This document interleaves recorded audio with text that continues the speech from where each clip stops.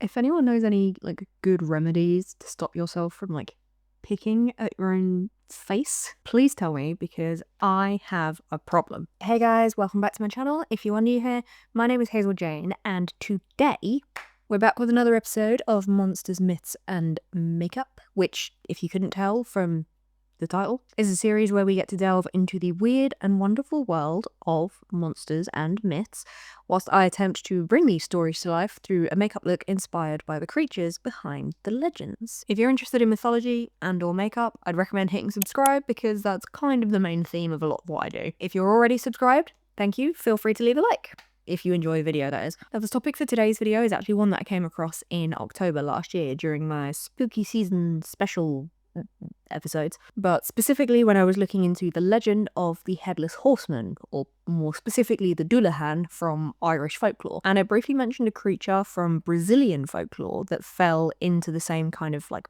category, known as the Headless Mule. And ooh, it is a fascinating one. So before I start yabbering on too much, grab a Red Bull, grab a monster, grab a seat, and let's go. For those of you who are interested in the makeup side of things, I will leave links to all the products that I use in the description box down below. As always as well, I will apologise in advance for any errors in pronunciation of names, words, places. A lot of the research that I do is into obviously very old ancient history, and it takes me all over the world, and some of the words that I come across are really hard to say. I do always try my best, but feel free to correct me on any of them if I do get them wrong. So who, or more specifically, what is the Headless Mule? So as well as being part of the whole like headless entity grouping, they also fall into the subgroups of shapeshifters and like ghostly spirits or ghostly entities. And as we find with almost all localized mythology,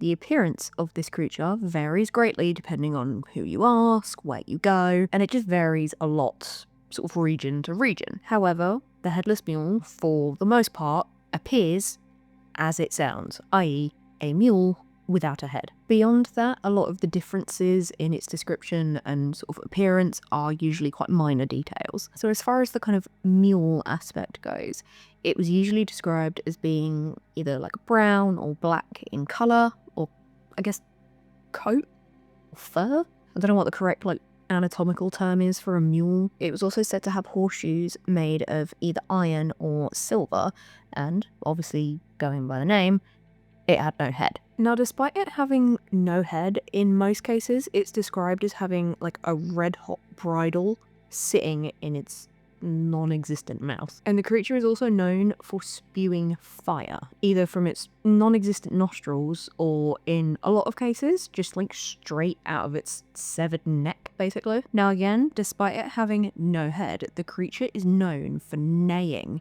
like extremely loudly, louder than any like horse or mule should physically be able to neigh. And it's said that the sound that it produces is absolutely terrifying. It's like very haunting, and in some tales I read as well, the neighing actually sounds like a crying woman. Alongside this abnormally loud neighing, the horseshoes that it has also produce an abnormally loud sound. Again, significantly louder than any horse or mule or just horseshoe in general should be able to make, and it's described as a hideous trotting sound. Obviously, I don't know what it is that makes it like hideous, whether it's just because it is sort of exceptionally loud or if there's some kind of other element to it.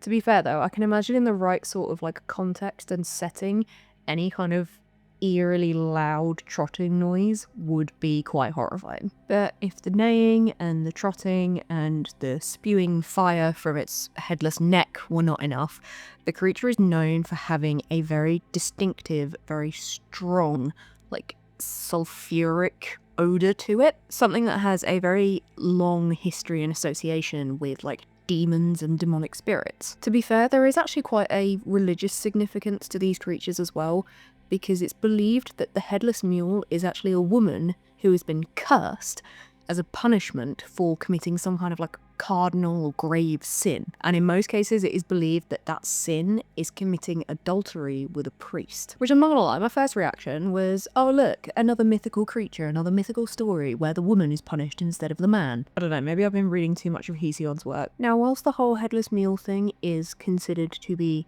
a curse, it isn't like other curses such as like vampirism, in that it can't be transmitted from one person to another, but it is instead the resulting punishment of a sin committed willfully by the woman who gets cursed. Now, as well as the whole transforming into a headless mule in the first place, there are other aspects to this curse. Part of this curse, according to most reports, is being condemned to gallop across 7 different parishes throughout the course of the night that you are transformed into this creature, which is actually, interestingly enough, quite similar to the legend of the Brazilian werewolf, which is markedly different from the standard sort of westernized werewolf that we think of. But some accounts actually report that this particular journey across these 7 parishes starts and ends in the same parish, which is typically the parish where the original sin was committed. Now, as we covered already, the sound of this mule is absolutely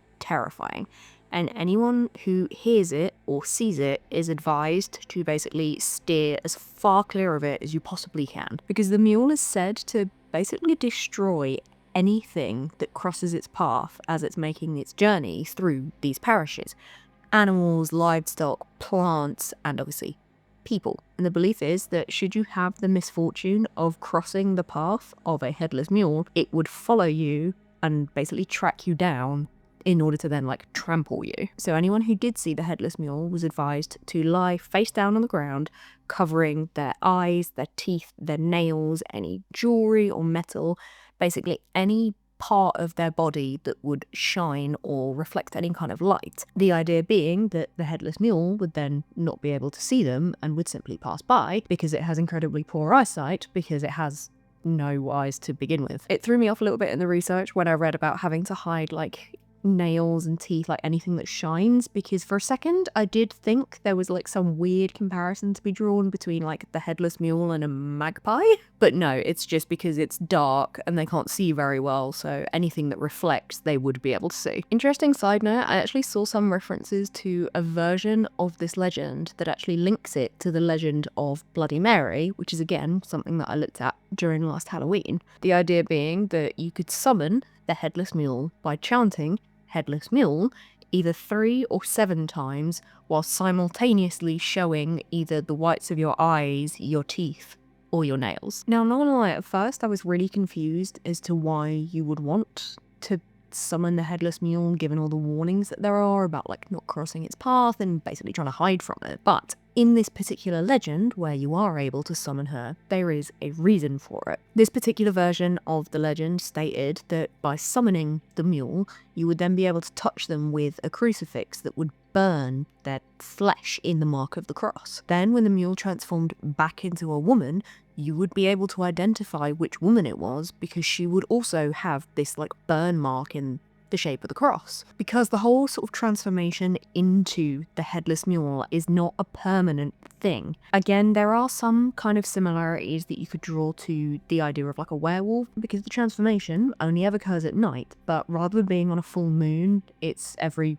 Thursday. I'll be honest, I did try and look, I couldn't really see any reason or logic as to why Thursday in particular, but it is a generally accepted fact that the transformation happens on Thursday nights, basically between sunset and sunrise. Further to this, the transformation, or at least the initial transformation, usually occurs at like a crossroads, which again has a lot of ties and a long association with demons and demonic spirits. Particularly in like Western mythology in the Middle Ages, crossroads could be used in order to summon a demon or a devil in order to make a deal with them. Again, this is one of those things where anyone who watches Supernatural will instantly know what all of this is that I'm talking about. Okay, I need to try and do some line work around like the teeth really quickly, and I'm 100% not going to be able to talk while I do that, so be right back. Okay, this bit here is kind of atrocious, but we're going to ignore that and just move on for a moment. Now, crossroads in general play quite a significant factor in a lot of different like mythology and folklore,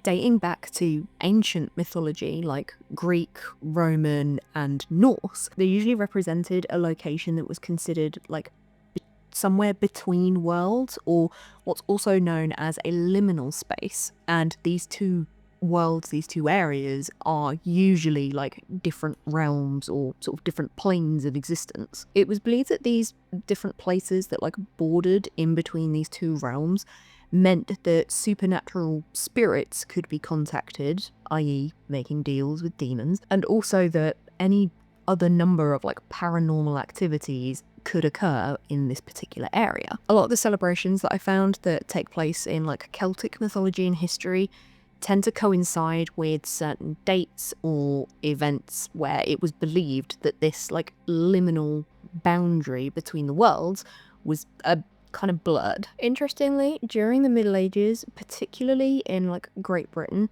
there was a tradition of burying criminals and people who had taken their own lives at crossroads, and it's believed to have been partly due to a sort of practicality sense in that these crossroads were usually marking the boundaries of like different settlements, the idea being that the people of these settlements wanted to bury criminals outside the settlement. But it's also believed that it may have actually almost been like a protective measure in that all of the different roads that led off from this crossroads would kind of confuse the dead or the spirits of the dead if they were to rise again. Crossroads are again also quite significant within like Brazilian mythology, not only for their correlation to the Headless Mule, but again the werewolf and their association with the devil. The correlation between the devil and the crossroads in Brazilian mythology is related to something that is known as the beastial beast, which is essentially like the Brazilian version of a centaur. Now, something that I have just realized I completely missed out from the start of my video, so I'm just gonna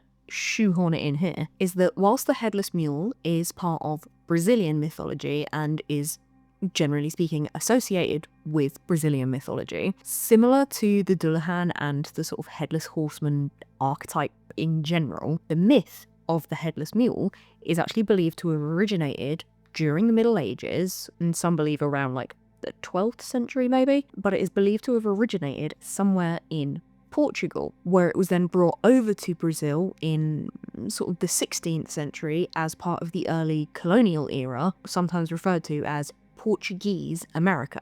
And even though it was brought over in like the 16th century, and there's evidence of it dating back that far, the term Headless Mule wasn't actually first recorded until like the 1940s. I don't know what it was referred to prior than this, because everything I found was just Headless Mule. But going back to the beastial beast, because this is again a creature that is believed to have originated in Portugal, the name is actually quite often used in more of like a figurative sense to refer to someone who is like exceedingly angry. But according to legend, the beastial beast is actually the devil, and he emerges in this form of this centaur-like creature on the night of the full moon, where he travels up from hell to a crossroads before he then goes through the villages until he can find a tomb, after which he will go into the tomb and then disappear. Okay, as much as I love painting skulls and anything like skull related, I always forget that the teeth are absolutely the worst part to try and do. Now, going back to the Headless Mule curse, whilst it can't be transmitted like a lot of more traditional curses, it can still be broken in a roundabout way, or at least it can be sort of temporarily stopped. One of the temporary fixes for this particular curse was to take the woman who had been cursed and tie her to a cross. Now, tying her to a cross would allow her to remain in human form until the sun came up. However, she would then still transform the following night, or sorry, the following Thursday after that. Again, unless she was tied to a cross. And let's face it, even though she has resisted this transformation into the Headless Mule, she's tied to a cross, so she's not exactly free from the curse anyway. The other fix for the curse, while still temporary, is a little bit more longer lasting than the whole cross thing, which was that if someone was able to spill the blood of the Headless Mule, even from like the prick of a needle, which interestingly enough, is quite a common theme in like mythology and folktale and fairy tale for some reason. I don't know what it is about like a needle or like a spindle. But anyway, the idea is that the woman would stay human as long as the person who had spilled her blood remained alive, and as long as they were living in the same parish where they had spilled the blood in the first place. Again, a lot of things to do with this story are all to do with sort of location and things remaining within the same like parish that they happened. Another somewhat similar method of kind of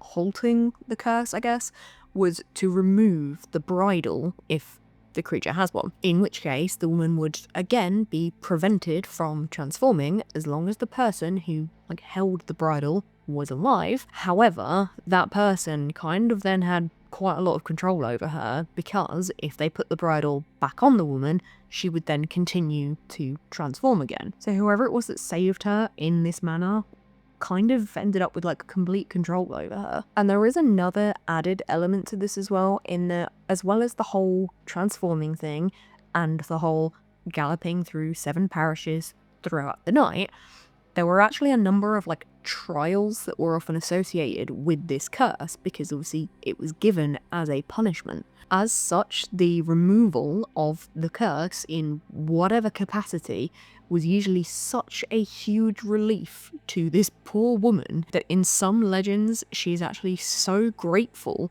that she will basically repent all of her sins, including the one that kind of got her there in the first place, and will actually then go on to marry the person who frees her, which feels a bit Stockholm syndrome to me. I don't know, something about that just didn't sit right with me. It's like, oh, the person freed her but has the power to kind of put the curse back on her, so she's kind of trapped with this person anyway, and then she is so grateful that she met. I don't know. It reminds me a lot of when you first started looking at like old school fairy tales and kind of realised how wildly inappropriate they were. Does anyone else feel that way about it, or is that just me? Now, whilst it's generally accepted that the sin that this punishment was made for was the act of committing adultery with a priest, there are variations of the legend in which the sin was actually the act of premarital sex, and this particular version was linked to a lot of the like moral standards that were in place at the time, and it was basically quite often used as a way for families to maintain the tradition of having some level of control over their daughters' like relationships. And the versions of the legend that link it to like priests and specifically like the Catholic Church were again intended to be used in a way to like deter women who were either considering or in some cases maintaining these kinds of romantic relationships with the priests. Which, as I said before, I find incredibly unfair that the woman gets all the punishment, but the priest, who is the one who has made all these oaths and vows, seems to get away with it completely. However, before I get too on my high horse about that particular fact, whilst it is traditionally the woman who gets punished in this scenario, there are some similar, although significantly less well-known versions of this myth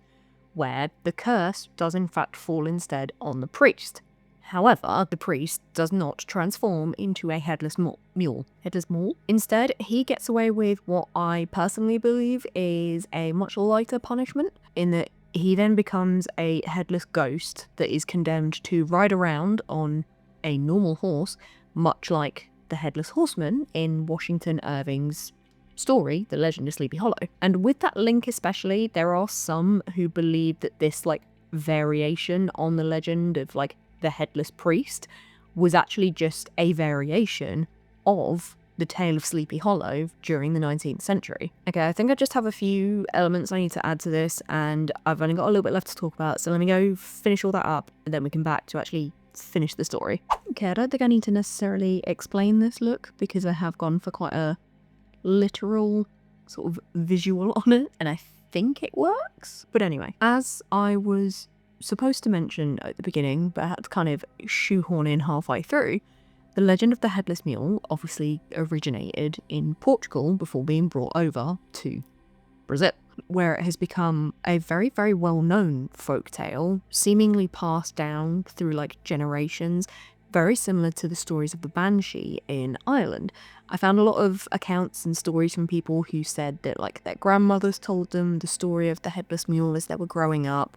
Again, similar to the kind of stories that I found about the Banshee and other things. But obviously it's believed to have originated in Portugal, or more accurately, the Iberian Peninsula, which is an area that encompasses like most of Portugal and Spain. Now, within that particular area, I found reference to another legendary creature which carries a lot of similarities to the Headless Mule and may have been the basis for the legend that then travelled over to Brazil and became known as the Headless Mule. And this is a creature that was known as the muadona, or Mule Woman. Now, this creature actually comes from the mythology of Catalonia, which is an autonomous community within Spain, situated in the like northeast of the Iberian Peninsula. Now, unlike the Headless Mule, the muadona does in fact have a head, but it is the head of a woman on the body of a mule. And the legend goes that a young woman was cursed by the townsfolk for being like irreligious and profane, and this curse turned her into this mule creature. The creature's believed to like wander along the mountainside at night, and they actually join what are known as mule trains as they travel. And when she did so, it would then frighten all of the other mules that were part of this train, who would then kind of like stampede in order to try and get away from her, usually like into like ditches or ravines where they would eventually unfortunately die. It became common practice for the mule drivers to try and protect their mule trains by giving their mules pieces of bread to eat that were in the shape of the muadona. The belief being that if they ate this bread in the shape of this creature, the creature then wouldn't frighten them if they were to see it. Alongside this, throughout their journey, they would just like repeatedly count the number of mules that were in the mule train to make sure that they hadn't lost any, or more specifically, that they hadn't gained any creatures who decided to join in, which, to be honest, I'm kind of surprised they weren't doing that anyway, because that just makes like logical sense in order to keep track of all your animals. Now, alongside the Headless Mule having potentially stemmed from this legend, there is another variation of this legend that is believed to have been brought over to Latin America from Spain, again during the colonial period. Now, this creature is known like throughout Central America. It's known as the Siwanaba, which I think I have pronounced correctly. So it's again another form of like shape-shifting spirit or creature who would often take the form of a beautiful young woman, particularly one with very, very, very long hair. More often than not, the form that they took was either completely naked or dressed in like very flimsy, revealing clothing. The creature would usually appear by rivers, lakes, general sort of bodies of waters, either bathing or sometimes like washing clothes. And she is believed to target and sort of seduce and lure men out who are out alone at night, though it is usually men who have been unfaithful. But she is believed to tempt them away from the path that they're on in order to basically lose them in these like canyons and forests. Now, almost all of this she does without ever actually revealing her face, because the men only ever see her from behind. They see, you know, this beautiful female figure with this exceptionally long hair up until the very, very last moment when the men would actually reach her, at which point she would turn around to reveal that she had the face of a horse, or in some cases a human skull. Now, upon seeing her face, the men would either die just right then and there from shock and fright, or they would be driven completely mad with fear, where she would then just leave them just deep in the wilderness to wander lost basically until they died. Now, this one as a side note is very interesting because the amount of like regional variations I found on this creature is kind of crazy, because it is so well known throughout like the entirety of Central America. I think almost everywhere has their own little like tweak and version on it. It's crazy. I could genuinely do an entire episode on that creature alone. So if you would like me to do that, let me know, because I kind of already started the research for it. But so brings us to the end of the tale and mythology of the infamous Headless Mule. What do we think? Do we think the mule was kind of like a fear-mongering tactic or like a scary story used in order to try and control women specifically into like doing or not doing certain things. Because again, like, why did the priest get away with it, but the woman was the one who got like eternally punished? The priest is the man of God. The priest is the one who took the vows and the oaths and everything. Why is it that she is the, do you know, I don't know. If there's any information that I'm missing about this story, or you know anything else about it, any variations, please let me know in the comments. Again, like I said, I saw that it's one of those tales that was passed down through families as, again, a kind of story that you told children, that kind of thing. So if any of you were ever told these kind of stories growing up, please let me know in the comments down below what stories and variations you know. Let me know what your interpretation of it is. Personally, again, I think it's just one of those tales that kind of ended up being used as a way to be like, keep in line or this will happen. But I will say the whole, like, the concept of the creature, even though it's obviously meant to be this woman in sort of eternal torture, damnation kind of punishment, the creature itself, I don't know, there's something kind of badass about it. I think the fact that there's kind of like no way of warding it off or really protecting yourself or defending yourself. You either just have to hide and hope that it doesn't see you, or you have to be like brave enough and to an extent lucky enough to get close to it to either put her on a cross or like take the bridle off or draw blood. Like, it's, I don't know, I imagine many people would choose the lay down on the floor and just hide yourself option. Let me know what you think of the legend, let me know what you think of the look, and let me know what other creatures you want me to cover in any future episodes. Don't forget to follow me on all of my other social medias, Instagram, TikTok, Spotify. But other than that, I hope you all have a fabulous day. I love and appreciate you all so, so much. And I will see you all in the next one. Bye-bye.